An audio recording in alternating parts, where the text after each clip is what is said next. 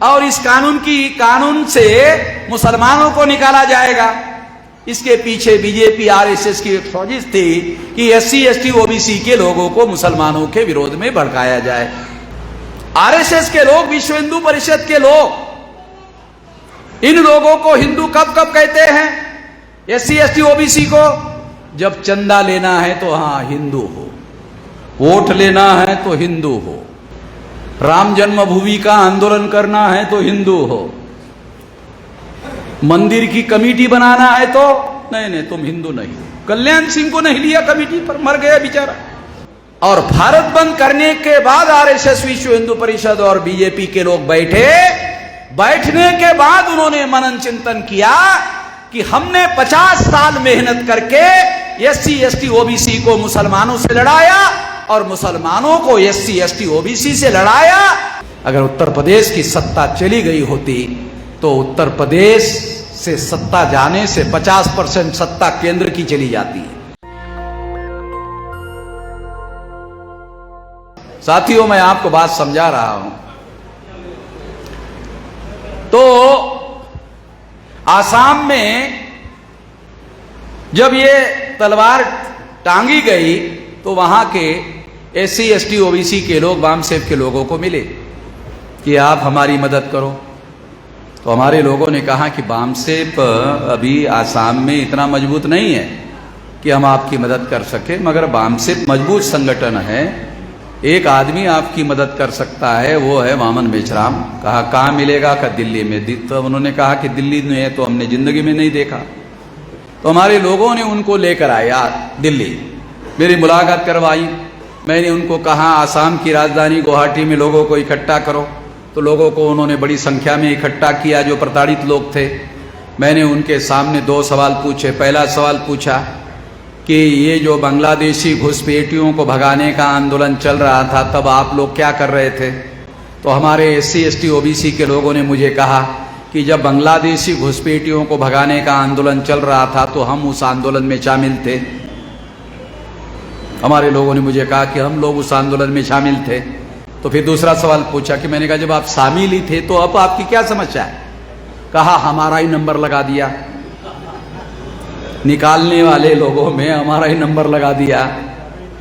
यानी आरएसएस के लोग, विश्व हिंदू परिषद के लोग, बीजेपी के लोग हमारे लोगों के पास आते थे और कहते थे कि ये बांग्लादेशी जो मुसलमान हैं उसके विरोध में ये आंदोलन है, आप सहभागी हो जाओ। तो हमारे एससी एसटी ओबीसी के लोगों ने उन लोगों को साथ सहयोग दिया। और जब ये कानून लागू करने का समय आया तो 19,48,000 में 5 लाख मुसलमानों को निकाला, 14,48,000 एससी एसटी ओबीसी को निकाला। 75% एससी एसटी ओबीसी को निकाला कि तुम तो भारत के ही नहीं हो। जिन ब्राह्मणों का डीएनए विदेशी है उन लोगों ने एससी एसटी ओबीसी को ही निकालने का मामला शुरू कर दिया आसाम में। जब मैंने देखा कि ये तो सारा मामला बहुत ही क्रिटिकल है, मैंने कहा ये तुम लोगों के बस की बात नहीं है। अब ये आज से मेरी समस्या हो गई है। मैं दिल्ली वापस आ गया और दिल्ली वापस आकर 29 जनवरी 2020 को सीएए के विरोध में भारत बंद का ऐलान कर दिया।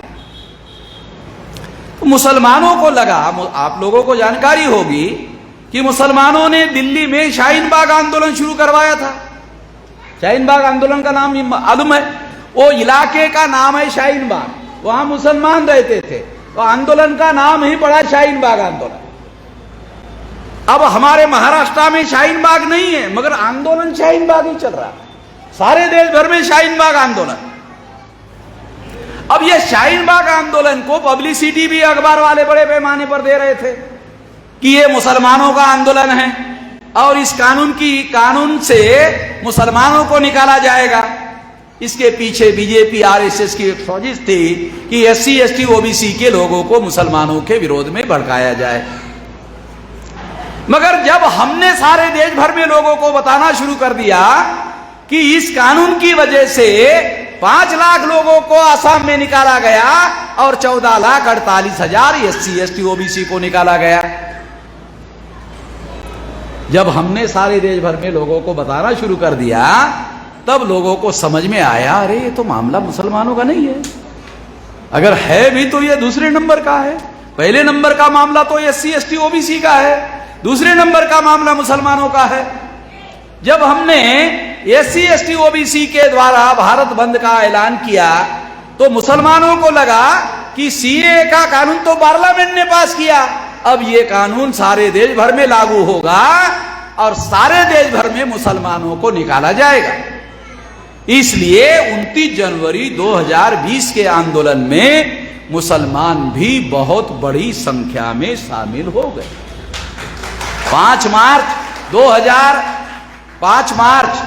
2019 को मुसलमान शामिल नहीं थे, मगर 29 जनवरी 2020 को मुसलमान बहुत बड़ी संख्या में शामिल हो गए।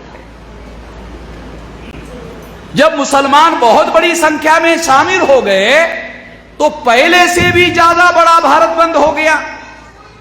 जब पहले से भी ज्यादा बड़ा भारत बंद हो गया, मैं आप लोगों को एकता की बात समझा रहा हूं कि एकता से क्या हो सकता है, वो बात समझा रहा हूं। एक जाति समूह को लेकर के काम चलने वाला नहीं है, वो समझा रहा। तो जब सारे लोगों को हमने इकट्ठा किया, भारत बंद किया, तो परिणाम क्या हुआ? वो पहले से ज्यादा भारत बंद हो गया। जब पहले से ज्यादा भारत बंद हो गया तो इसके 2 बड़े परिणाम हुए। CAA का कानून जिस RSS BJP और विश्व हिंदू परिषद के पहल से बनाया गया था, वो कानून अभी तक लागू नहीं हो पाया। कितने लोगों को पता है? चलो 2-3 लोगों को पता है, 2, 4, 5, 10 लोगों को पता है, चलो अच्छी बात है। वो हमारे लोगों के द्वारा ही बताया गया और उन्होंने सुना होगा तो मालूम हो गया होगा, बाकी किसी को पता है नहीं। नरेंद्र मोदी ने जो CAA का कानून पास किया, वो जब हमने 29 जनवरी 2020 को भारत बंद किया, उसके बाद से वो कानून कचरा कुंडी में पड़ा हुआ है।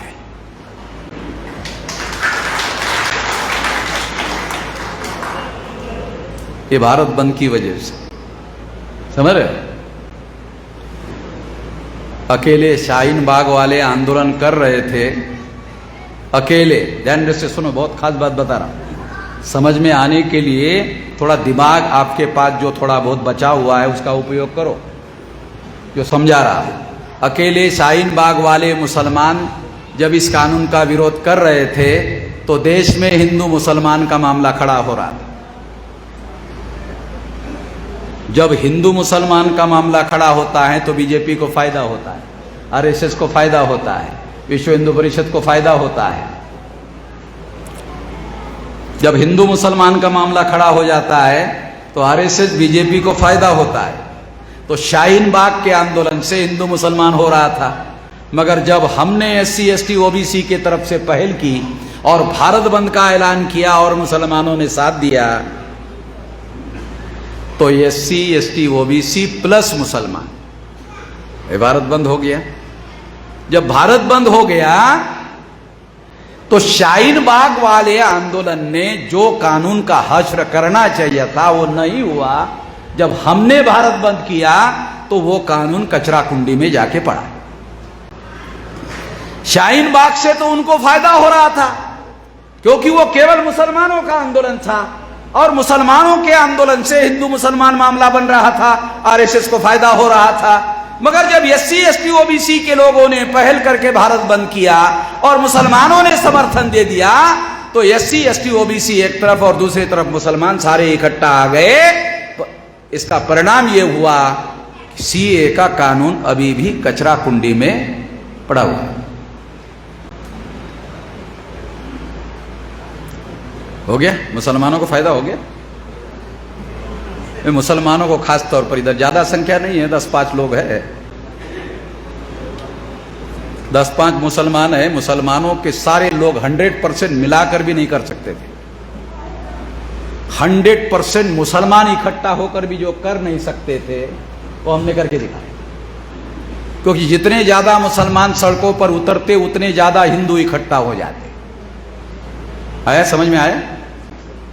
और जितने ज्यादा हिंदू इकट्ठा हो जाते हैं उतना ज्यादा मुसलमान का संकट बढ़ जाता है।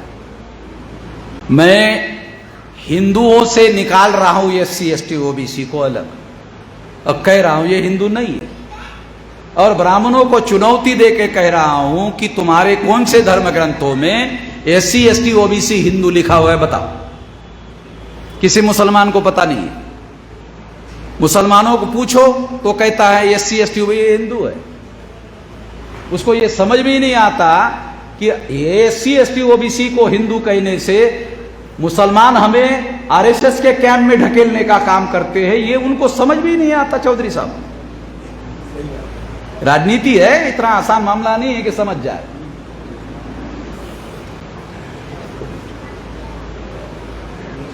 एससी एसटी ओबीसी के लोग जितने हिंदू बनेंगे उतना संकट मुसलमानों का बढ़ेगा। एससी एसटी ओबीसी के लोग एससी एसटी ओबीसी जितने ज्यादा हो जाएंगे उतना मुसलमानों का संकट खत्म हो जाएगा। एससी एसटी ओबीसी टर्म जो है सामाजिक है, और हिंदू जो टर्म है वो धार्मिक है।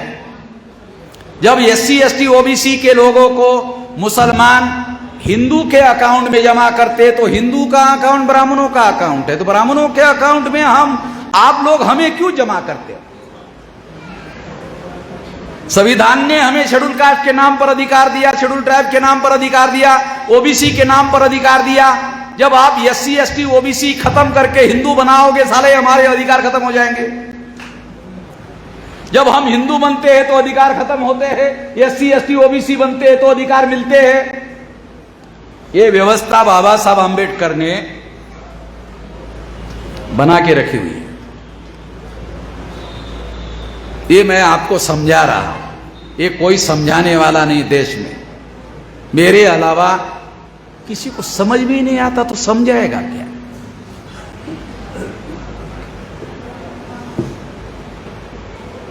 तो इसलिए मैं आप लोगों को यह समझा रहा हूं कि सीएए का जो कानून है, ये कानून हमारी वजह से कचरा कुंडी में पड़ा हुआ है। भाजपा के लोग कहते हैं नरेंद्र मोदी बहुत शक्तिशाली नेता है, बहुत ताकतवर नेता है, कहते हैं बहुत शक्तिशाली नेता है। चलो मान लेता हूं बहुत शक्तिशाली नेता है। इस शक्तिशाली नेता ने जो कानून पास किया, वो कानून पास पार्लियामेंट के द्वारा किया, वो कानून लागू ना होने देने वाला वामन मेश्राम कितना शक्तिशाली है। वो तो नरेंद्र मोदी से भी ज्यादा शक्तिशाली है। आपको थोड़ा सा समझ में आ रहा है, थोड़ा अच्छी बात है, थोड़ी समझ में आ रहा है, ज्यादा नहीं आ रहा, थोड़ा आ रहा है।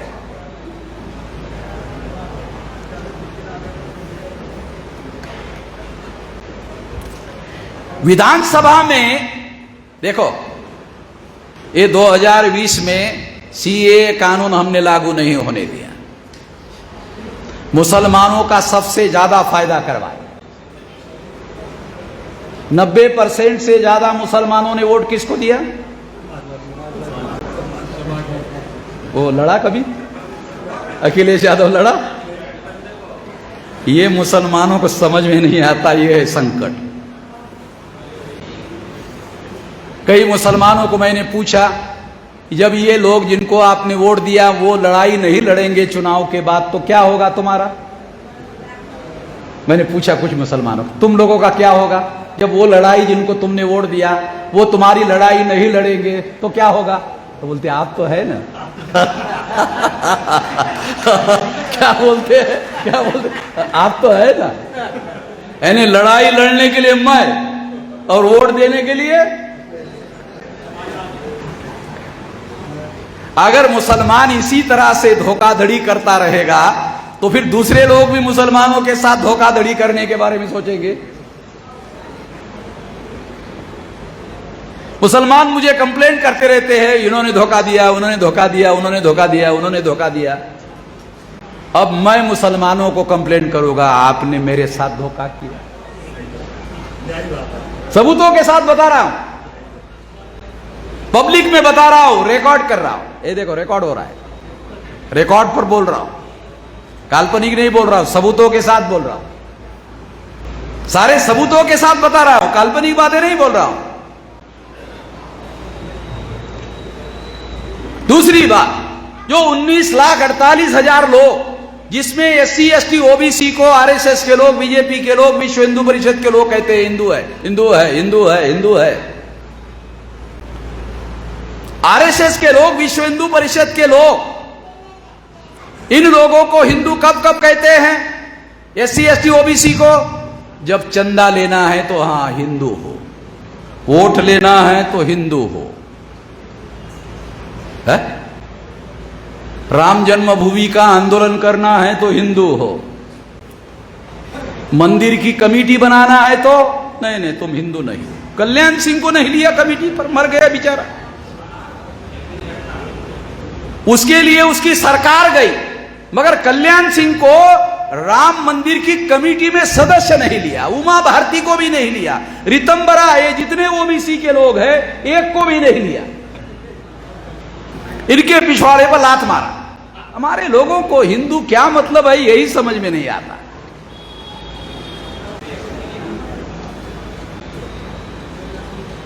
तो वो लोग कहते हैं, जब अधिकार देने का मामला आता है तो कहते हैं तुम लायक नहीं हो, कहते हैं तुम लायक नहीं हो। तो हमारे लोगों को समझ में नहीं आता, यार ये क्या कह रहे लायक नहीं हो।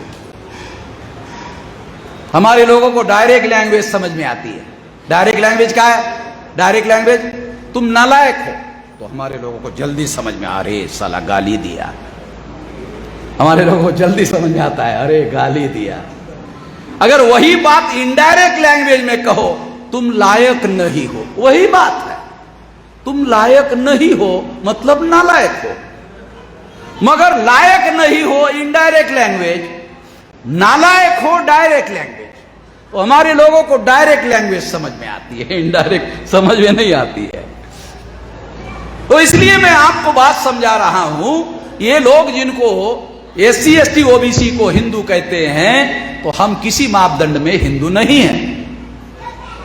जब मैंने ये सारे देश भर में आसाम का उदाहरण देकर कहा कि 14,48,000 लोगों को इन लोगों ने नागरिकता के अधिकार से वंचित किया, ये अभियान मैंने चलाया। जानते हो क्या परिणाम हुआ? अभी होम मिनिस्ट्री को एक व्यक्ति ने RTI में पूछा कि जो 19,48,000 लोग नागरिकता के अधिकार से वंचित किए गए थे, अब उसमें कितने रह गए हैं? तो होम मिनिस्ट्री ने लिख कर दिया 1,006। जब हमने अभियान चलाया, अरे तुम SC ST OBC को हिंदू कहते हो और हिंदुओं को ही तुमने नागरिकता के अधिकार से वंचित किया, तो ये सारा षड्यंत्र सारे देश भर में एक्सपोज हो जाएगा और लोगों को मालूम हो जाएगा। ये मालूम नहीं होना चाहिए, इसलिए बीजेपी ने, RSS ने, विश्व हिंदू परिषद ने हमारे अभियान की वजह से अब केवल उसमें से 1,006 लोग रह गए। मुसलमानों का मामला भी खत्म कर दिया और SC ST OBC का भी मामला खत्म कर दिया। ये हमारे संगठित शक्ति के बल पर हुआ। जिस संगठित शक्ति के बल पर हमने भारत बंद किया, और भारत बंद करने के बाद RSS, विश्व हिंदू परिषद और बीजेपी के लोग बैठने के बाद उन्होंने मनन चिंतन किया कि हमने 50 साल मेहनत करके SC ST OBC को मुसलमानों से लड़ाया और मुसलमानों को SC ST OBC से लड़ाया। ये वामन मेश्राम ने एक ही झटके में एक तरफ SC ST OBC को इकट्ठा किया, दूसरी तरफ मुसलमानों को जोड़ दिया और हमारे 50 साल की मेहनत पर पानी फेर दिया।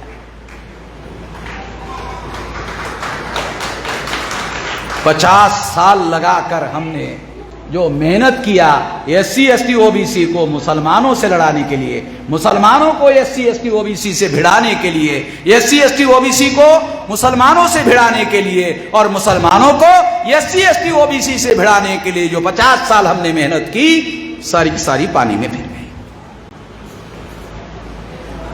गई। ये लोग इकट्ठा ना आए, इसके लिए हम कोशिश कर रहे थे जिसके लिए हम कोशिश कर रहे थे वही बात हो गई।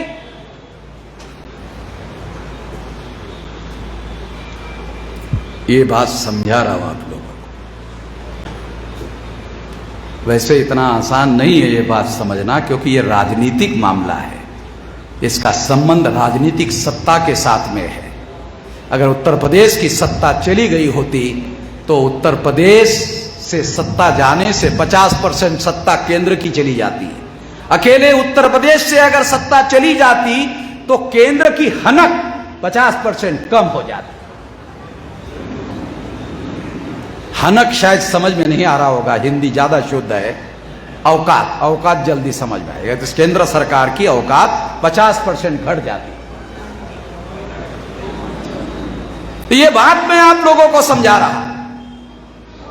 और इतनी ताकत और इतनी औकात आज हमारे आंदोलन में और संगठित शक्ति में है। इतनी बड़ी संगठित शक्ति हमने निर्माण की। उस संगठित शक्ति के बल पर हम लोग ये करने में कामयाब हो रहे हैं। इतना लंबा समय 46 साल लगाकर, इतना लंबा समय लगाकर इतनी बड़ी ताकत पैदा की। 674 जिलों में हमारा संगठन फैलाना है वामसेप का। ये आने वाले समय में जो हम लोग बहुत बड़ा आंदोलन सारे देश भर में चला रहे हैं, इस आंदोलन के बदौलत हम लोग हमारा आंदोलन आगे बढ़ाने वाले हैं।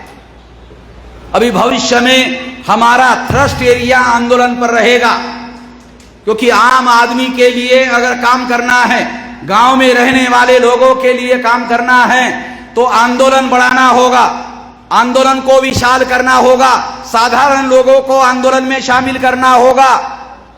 केवल पढ़े लिखे लोगों को आंदोलन में शामिल करने से आंदोलन जन आंदोलन नहीं होगा। आंदोलन को जन आंदोलन में रूपांतरित करना होगा तो गांव गांव में रहने वाले लोगों को शामिल करना होगा। अभी 25 मई को हमने भारत बंद का ऐलान किया, तीसरी बार। ध्यान रखो, अभी 25 मई, आज की क्या तारीख है? 12।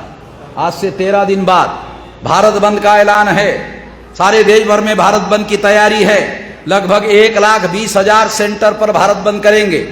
1,20,000 सेंटर पर हमारे लोग इकट्ठा होंगे और ट्रैफिक जाम करेंगे या जो करना है करेंगे। उसका सारा का सारा प्लान जो है लोगों को बताया जा चुका है। सारे देश भर में करेंगे। तो इस तरह से इस आंदोलन के लिए अभी तीसरे चरण में हम लोग भारत बंद कर रहे हैं। तीसरी बार भारत बंद कर रहे हैं।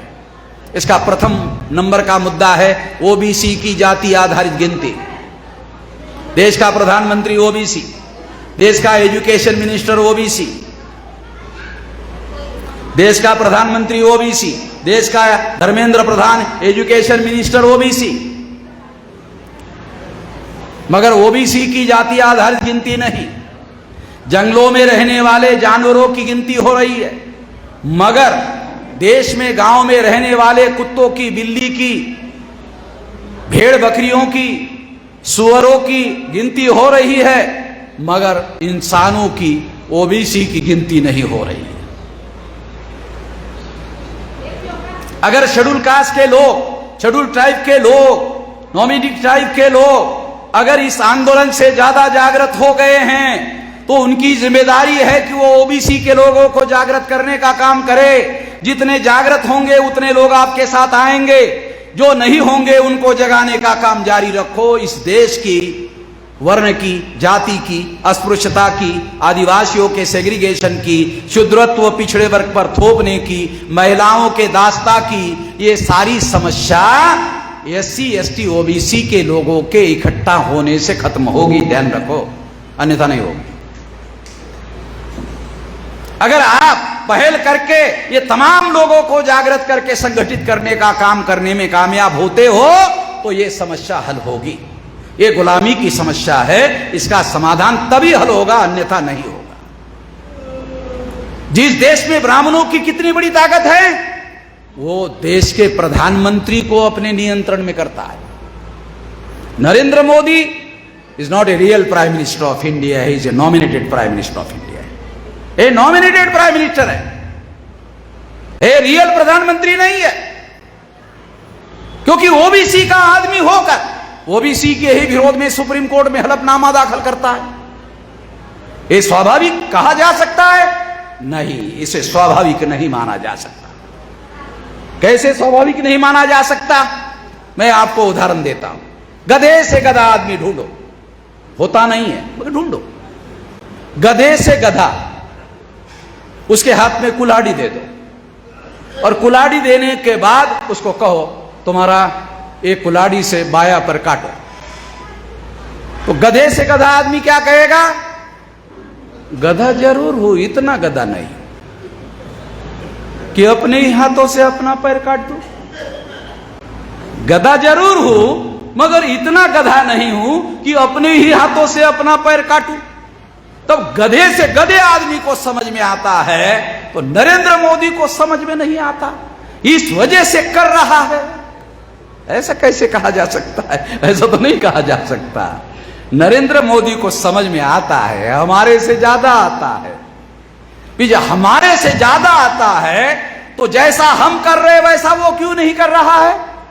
अगर उसने हमारे जैसा ही काम किया होता तो हमारा जैसा ही उसको सड़कों पर घूमना पड़ता, प्रधानमंत्री नहीं बनता। आया समझ? आया समझ?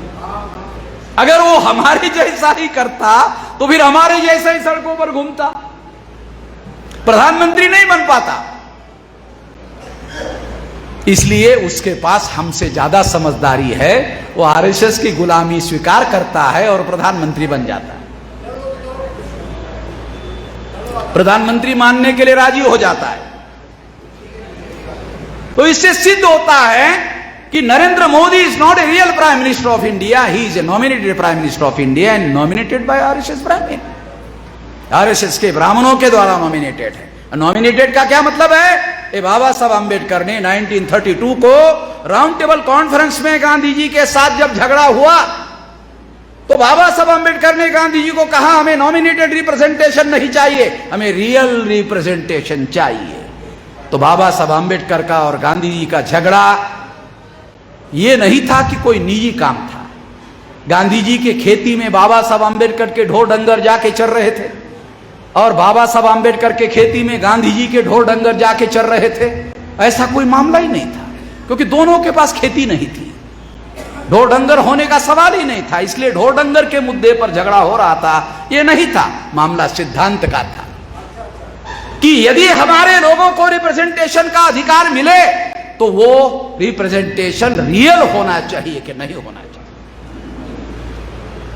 बाबा साहब अंबेडकर का आग्रह था रियल होना चाहिए।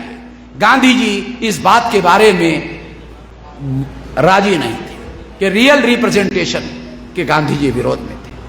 तो नामधारी रिप्रेजेंटेशन देना चाहते थे। नामधारी, नॉमिनेटेड मींस नामधारी। नामधारी भी आपको समझ में नहीं आता, नॉमिनेटेड भी आपको समझ में नहीं आता। मैं आपको देहाती आदमी हूं, देहाती उदाहरण देता हूं और उदाहरण देने के पहले यहां हमारी महिलाएं हैं, मैं उनसे क्षमा चाहता हूं, उदाहरण देना पड़ेगा इसलिए क्योंकि सवाल मुझे अकेले के समझने का नहीं है, आप सब लोगों को समझने का है। साथियों, गांव में शादी होती है तो शादीशुदा आदमी अपने दोस्त को परिचय देता है, ए मेरी शादीशुदा बीवी है। वो क्या बोलता है? ए मेरी शादीशुदा बीवी है। दोस्त पूछता है ये इधर जो औरत खड़ी है ये कौन है? ऐसी रखी हुई है। ये औरत कौन है? ऐसी रखी हुई है। तो नरेंद्र मोदी भी ऐसे ही रखा हुआ प्रधानमंत्री। देखा, नॉमिनेटेड कहा तो समझ में नहीं आया, नामधारी कहा तो समझ में नहीं आया, उदाहरण दिया तो समझ में आया ना। सवाल मेरे अकेले के समझने का नहीं है, सवाल जो मैं समझ चुका हूं वो बात आपको समझ में आना चाहिए। इसलिए ये कह रहा हूं, इसलिए ये बता रहा हूं।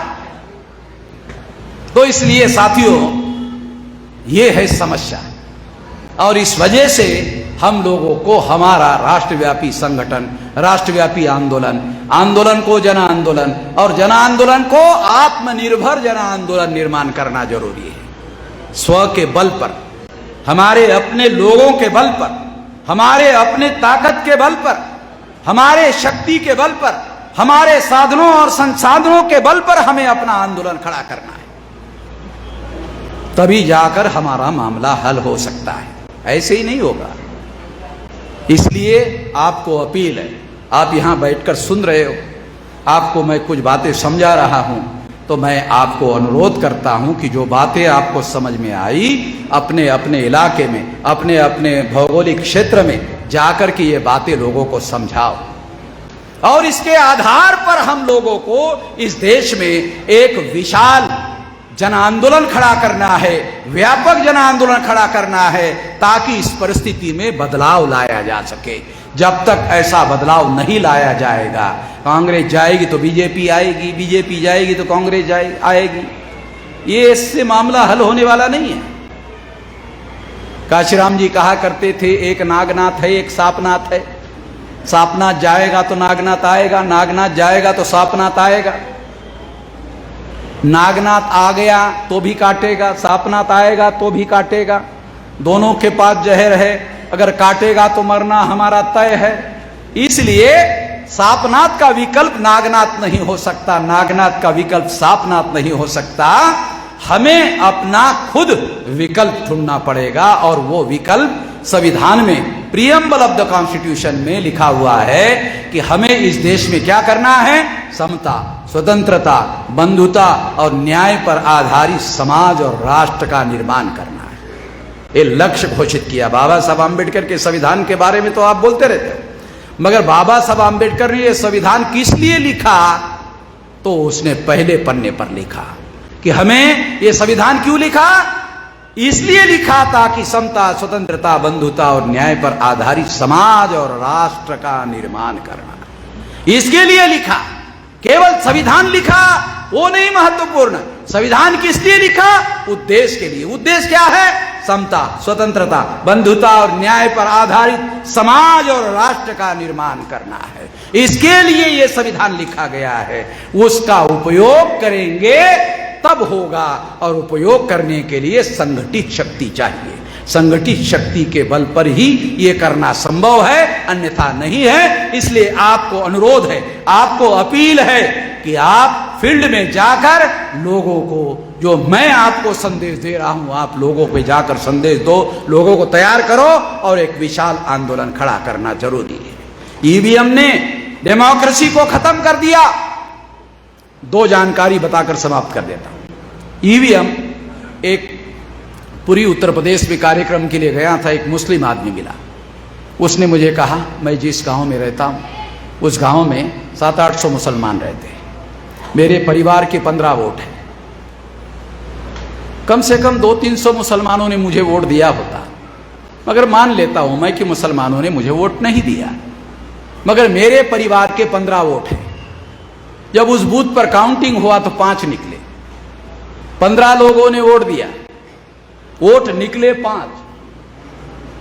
मेरे परिवार के 15 लोगों ने मुझे वोट दिया, मेरे भाई मुसलमानों ने मुझे नहीं दिया, चलो ठीक है, मैं मान लेता हूं। मेरे परिवार ने 15 वोट दिया, काउंटिंग में, बूथ में 5 निकले, 10 कहां गए? हो गया ईवीएम में वोटों की चोरी होते का सबूत। दूसरा, उत्तर प्रदेश के चुनाव में जिस मशीन में आपने वोट डाला, ऐसी मशीनरी खड़ी की गई थी जो हथियारबंद थी, सरकारी मशीनरी थी, और वो लोगों के पास एक मशीन हुआ करती थी। वो मशीन क्या करते थे, जिसमें जनता ने वोट डाला, वो अधिकारी को कहते थे ये हमें दे दो, ये गाड़ी में डालो।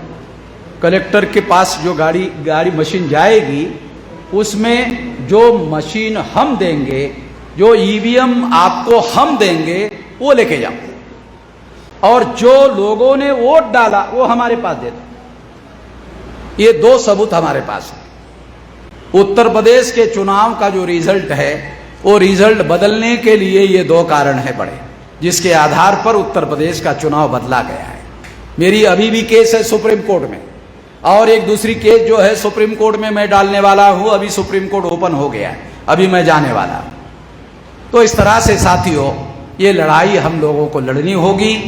ईवीएम को खत्म किए बगैर लोकतंत्र को बचाया नहीं जा सकता, और लोकतंत्र को बचाने के लिए जो 10 पॉइंट के लिए भारत बंद किया जा रहा है उसमें ओबीसी की जाति आधारित गिनती के साथ साथ ईवीएम का भी होता है। सारे एससी एसटी ओबीसी माइनॉरिटी के 10 मुद्दे हैं, सारे लोगों के मुद्दे हैं, सभी लोगों के लिए है।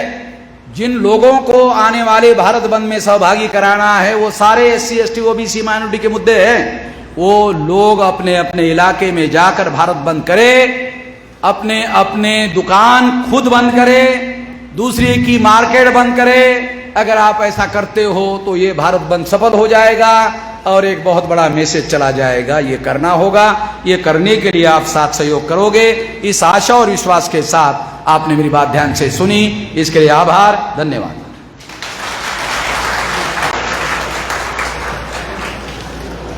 धन्यवाद माननीय राष्ट्रीय अध्यक्ष जी। नेशनल दस्तक की आपसे गुजारिश है कि अगर इसको बचाना चाहते हैं तो नेशनल दस्तक को सब्सक्राइब करने के लिए रेड कलर के सब्सक्राइब बटन को दबाएं, फिर बेल आइकन की घंटी दबाएं।